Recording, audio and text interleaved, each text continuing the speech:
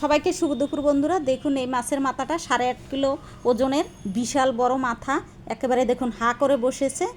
এটা আমি রান্না করব, আসলে দেশি ছোট আলু দিয়ে, আলুটা সিদ্ধ করা আছে। দেখুন বন্ধুরা, মাছের মাথা কেটে নিয়েছি, এটাকে ভেজে নেব। তেল গরম হয়ে গেছে, দিয়ে দেবো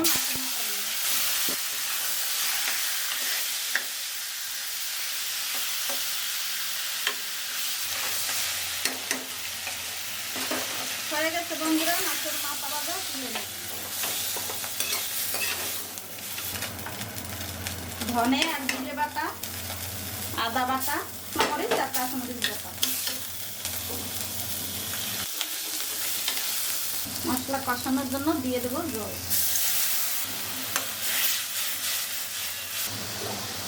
হলুদ 1 চামচ করে দেব, মরিচের গুঁড়া 1/2 চামচ করে দেব।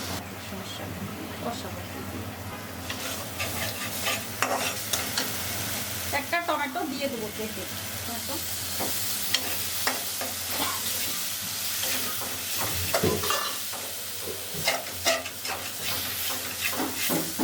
দিয়ে দেবো আলুগুলো।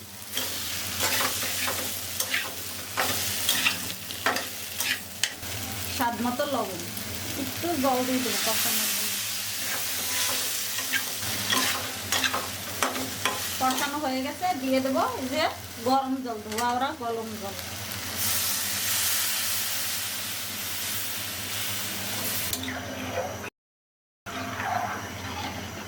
বন্ধুরা এই যে হয়ে গেছে। এটা হচ্ছে বন্ধুরা দেশি লাল আলু ছোটটা, এটা খেতে অসাধারণ। এটা অবশ্যই এভাবে রান্না করে খাবেন, দারুণ স্বাদ।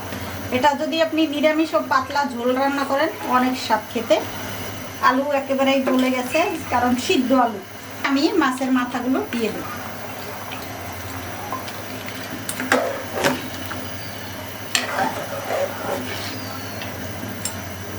ঢেকে দেব।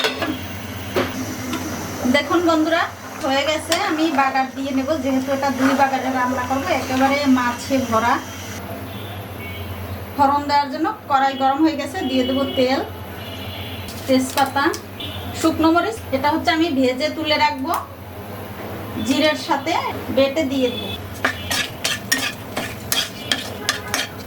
একটু জিরে বেশি করে দেব, আমি এটাকে বেটে দিব।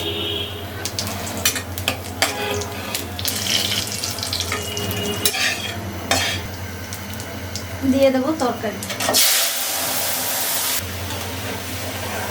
জিরে বাটা আর গরম মশলা বাটা।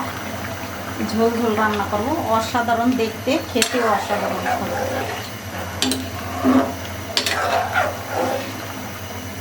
হয়ে গেছে বন্ধুরা, নামিয়ে নেব।